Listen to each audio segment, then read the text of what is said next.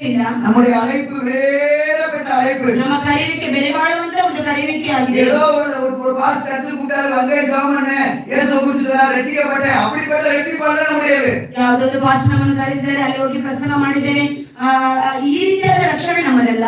என்னுடைய ரட்சிப்பு குறித்து நான் ஒரு 5 நிமிஷம் பேசுறேன். ನನ್ನ ರಕ್ಷಣೆ ಕುರಿತಾಗಿ ನಾನು 5 ನಿಮಿಷ ಮಾತನಾಡುತ್ತೇನೆ. என்னுடைய ரட்சிப்பின் மேன்மை ஆண்டவருக்கு தான் கொடுக்கணும். ನನ್ನ ರಕ್ಷಣೆಯ ಒಂದು ಉನ್ನತ ಸ್ಥಾನವನ್ನು ನಾನು ನನ್ನ ದೇವರಿಗೆ ಕೊಡಬೇಕು. எங்க பாட்டியோட அம்மா எல்லாரும் இதே கிறிஸ்தவத்துல வந்தவங்க. ನನ್ನ ಅಜ್ಜಿ ನನ್ನ ಮುತ್ತಜ್ಜಿ ಎಲ್ಲರೂ ಈ ಕ್ರೈಸ್ತರಲ್ಲಿ ಹುಟ್ಟಿದವರು.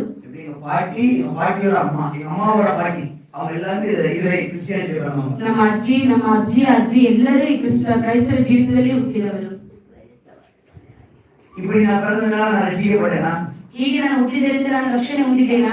ஓ கிறிஸ்தவ குடும்பத்துல பிறந்த பையன் ಕ್ರೈಸ್ತರ ಮಗ ಹೆತ್ತವರಿಗೆ ಹುಟ್ಟಿದಂತೆ ಒಂದು ಮಗನು ரட்சிக்கப்பட்ட பையன் ರಕ್ಷಿಸಲ್ಪಟ್ಟಂತ ಒಂದು ಹುಡುಗನು பிறந்ததுலேருந்து உலகமே தெரியாது. ಹುಟ್ಟಿದ್ದರಿಂದ ಅವನಿಗೆ ಲೋಕನೇ ಗೊತ್ತಿಲ್ಲ.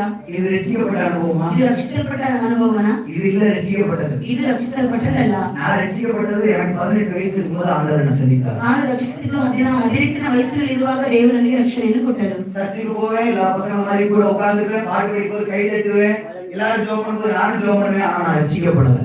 ನಾನು ಎಲ್ಲ ಮಕ್ಕಳ ಜೊತೆಗೆ ಕೂತುಕೊಳ್ಳುವೆನು, ಕೈಯನ್ನು ತಟ್ಟುವೆನು, ಹಾಡಾಡುವೆನು, ಆದರೂ ನಾನು ರಕ್ಷಣೆ ಹೊಂದಲಿಲ್ಲ. இது ஒரு பாரம்பரியமா பார்த்தேன். ಇದೊಂದು ಪಾರಂಪರ್ಯವಾಗಿಯೇ ನಾನು ನೋಡಿದ್ದೇನೆ. நம்ம கிறிஸ்தவ குடும்பத்துல பிறந்துட்டோம். ಕ್ರೈಸ್ತರ ಕುಟುಂಬದಲ್ಲಿ ನಾನು ಹುಟ್ಟಿದ್ದೇನೆ. இந்த குடும்பத்துல நம்மள வளர்த்தாங்க. ಇದೇ ಕುಟುಂಬದಲ್ಲಿ ನಮ್ಮನ್ನು ಬೆಳೆಸುತ್ತಾರೆ. புதன்கிழமை பைபிள் ஸ்டடிக்கு போகணும். ಬುಧವಾರ ಅಂದ್ರೆ ಬೈಬಲ್ ಸ್ಟಡಿಗೆ ಹೋಗಲೇಬೇಕು. சனிக்கிழமை அப்படின்னா டயரி மீட்டிங் காத்திரு கூட்டத்துக்கு போகணும். ಶನಿವಾರ ಅಂದ್ರೆ ಕಾದಿರುವ ಕೂಟಕ್ಕೆ ಹೋಗಲೇಬೇಕು.